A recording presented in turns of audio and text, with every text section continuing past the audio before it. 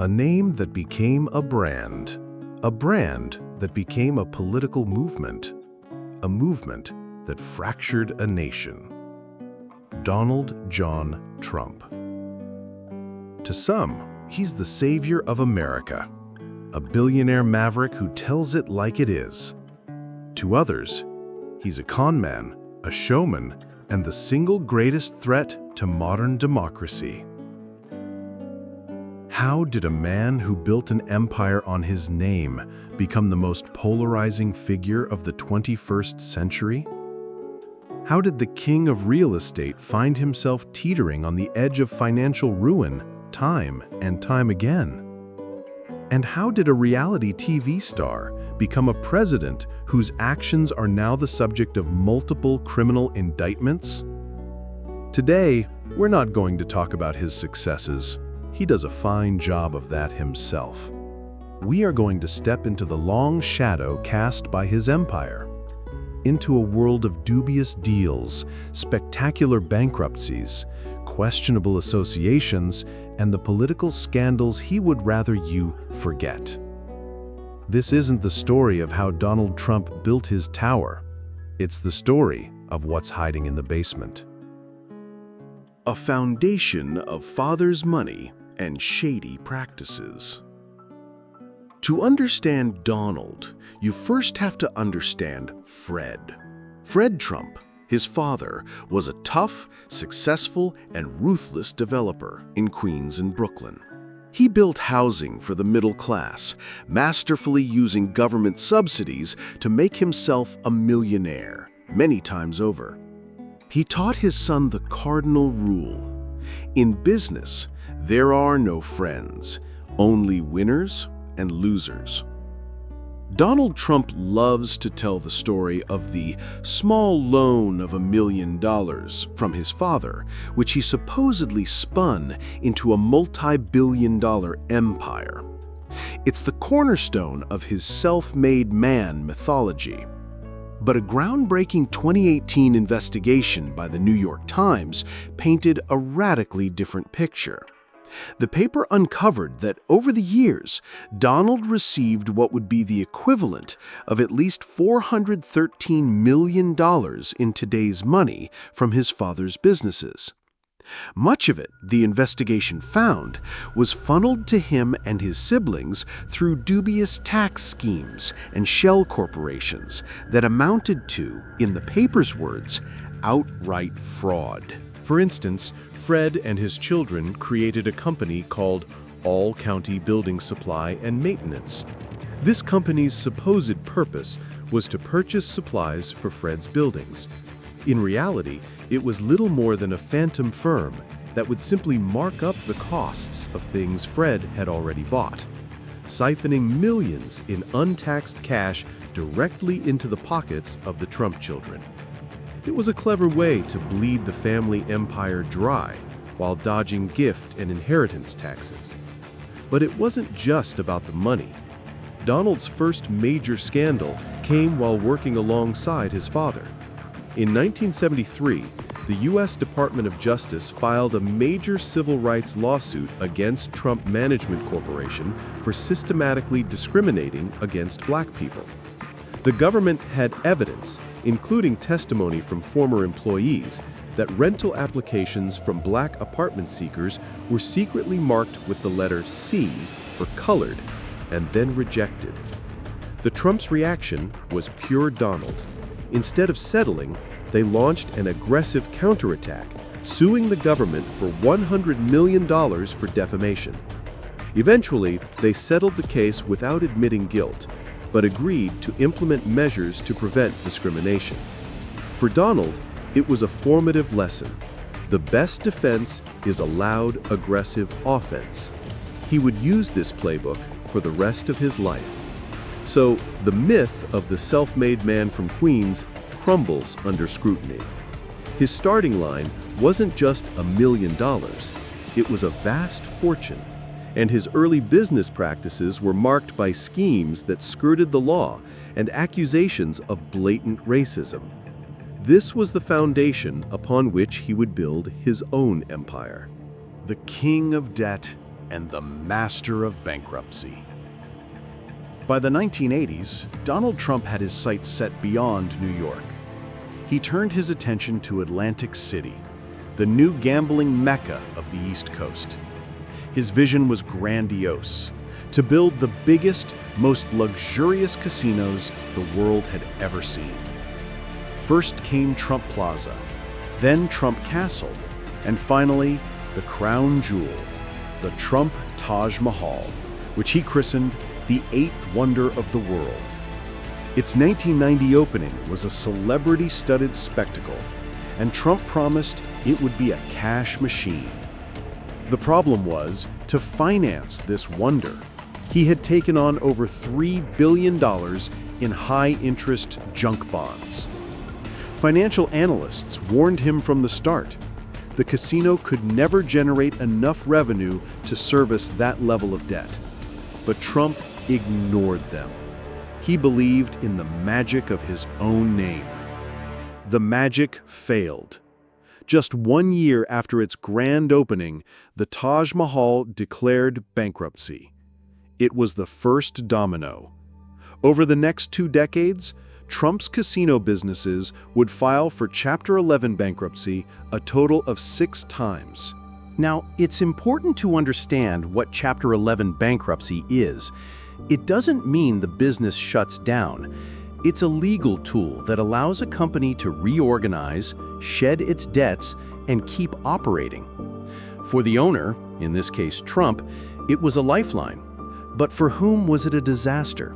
The stockholders, who were wiped out, the lenders, who lost billions, and most tragically, the hundreds of small business owners, the painters, plumbers, electricians, and food suppliers who were never paid for their work.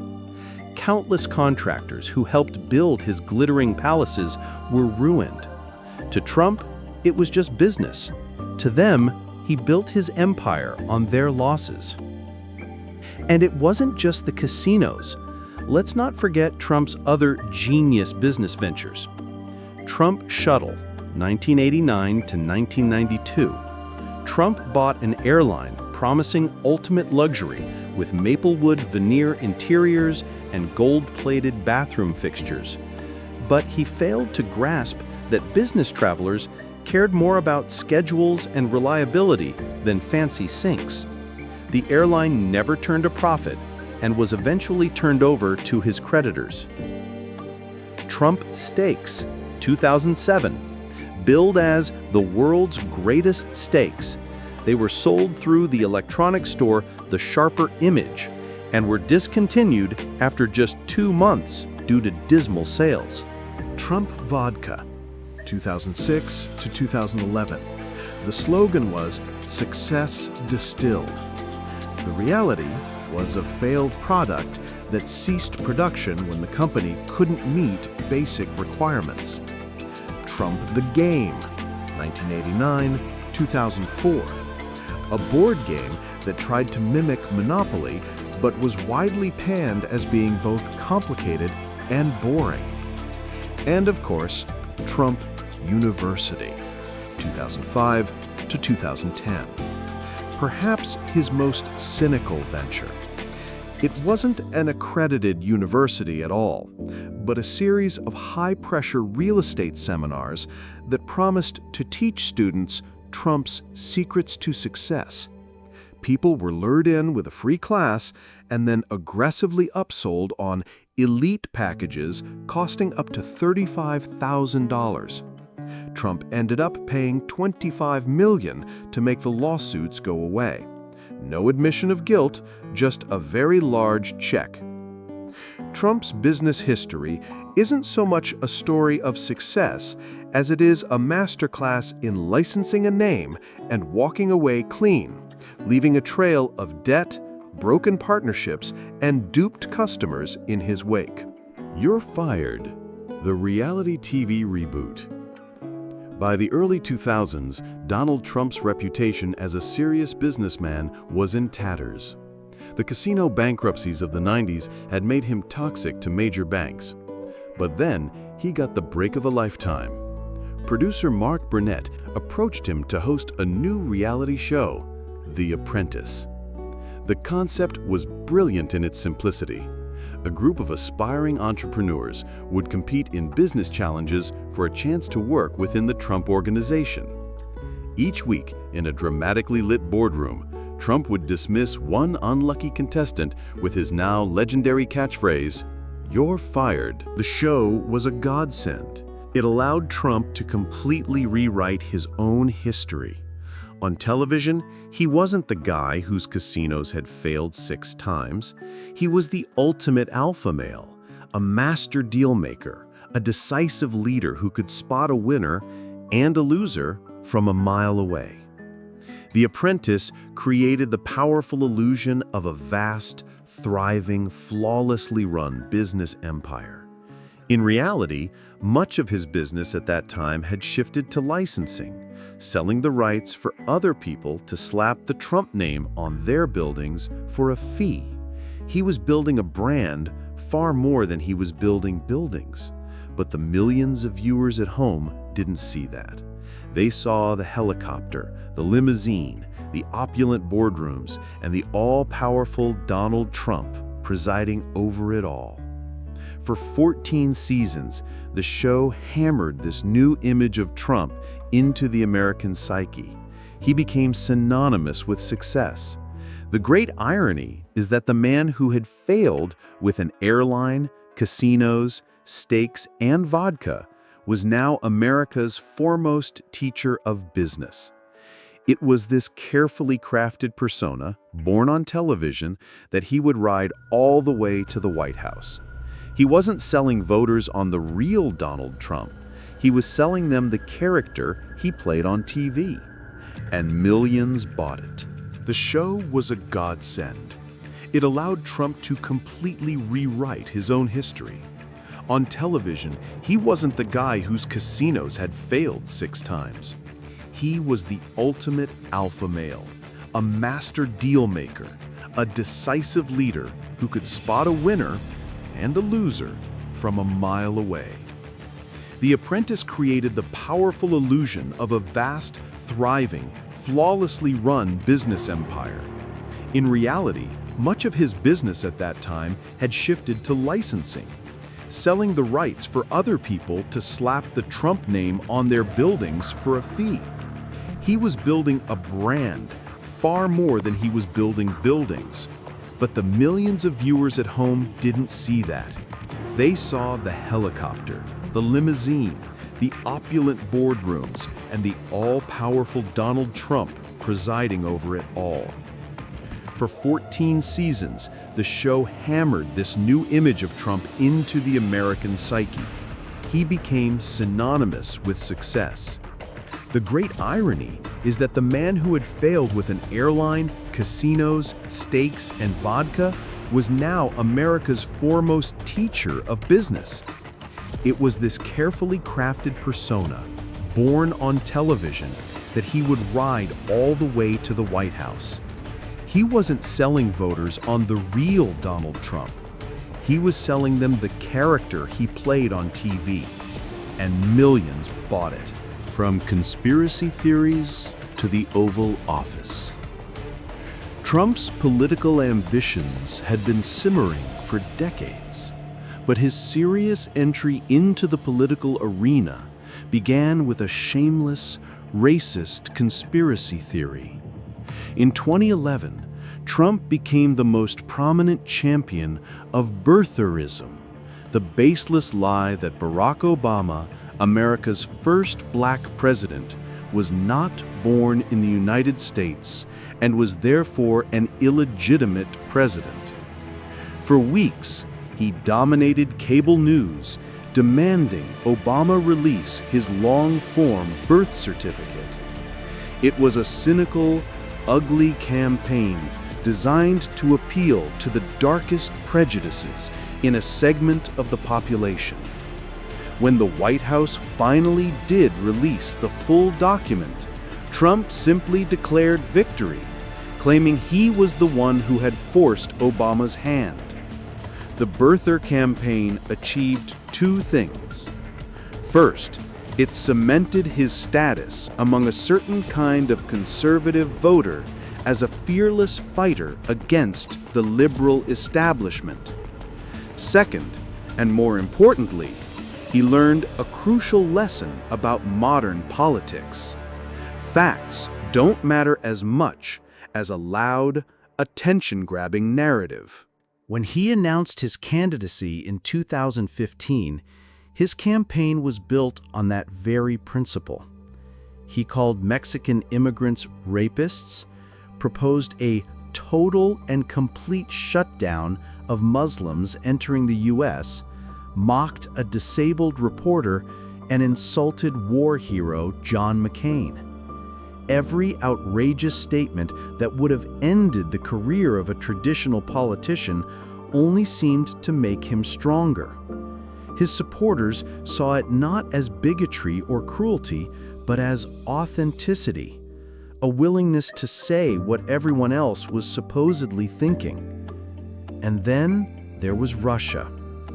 The Mueller report later concluded that Russia had engaged in a sweeping and systematic campaign to interfere in the 2016 election, with the goal of helping Trump win. This involved hacking the Democratic Party, releasing stolen emails through WikiLeaks, and a massive social media disinformation campaign. While Special Counsel Robert Mueller did not establish that the Trump campaign engaged in a criminal conspiracy with Russia, his report detailed numerous contacts between campaign officials and Russian operatives. It also detailed 10 separate instances where Trump himself may have obstructed justice by trying to interfere with or shut down the investigation. Trump's victory in 2016 sent a shockwave across the globe. The reality TV star, the businessman with the checkered past, the promoter of conspiracy theories, was now the most powerful man in the world. But the chaos was just getting started. A presidency of chaos. The 4 years of the Trump presidency were a relentless storm. His governing style, driven by impulse, a demand for personal loyalty, and constant attacks on his perceived enemies, was unlike anything America had ever seen. Let's just touch on a few key failures. The Ukraine scandal and first impeachment. In 2019, it was revealed that Trump had pressured the newly elected president of Ukraine, Volodymyr Zelensky, in a phone call. He withheld nearly $400 million in vital military aid and a White House meeting, demanding that Ukraine announce a politically motivated investigation into his rival, Joe Biden, and his son, Hunter. This attempt to leverage U.S. foreign policy for personal political gain led to his impeachment by the House of Representatives for abuse of power and obstruction of Congress. The Republican-controlled Senate later acquitted him. The family business in the White House. Trump never fully divested from his businesses. His hotels and resorts, particularly the one just blocks from the White House, became magnets for foreign dignitaries, lobbyists, and Republican groups looking to curry favor with the president. Critics called it a blatant and unprecedented conflict of interest, essentially turning the presidency into a profit-making enterprise. Cozying up to dictators, alienating allies. Trump repeatedly expressed admiration for authoritarian leaders like Russia's Vladimir Putin, North Korea's Kim Jong-un, and Turkey's Recep Erdogan, praising them as strong and smart. At the same time, he relentlessly attacked America's traditional democratic allies in NATO, calling them deadbeats and threatening to pull the U.S. out of the alliance.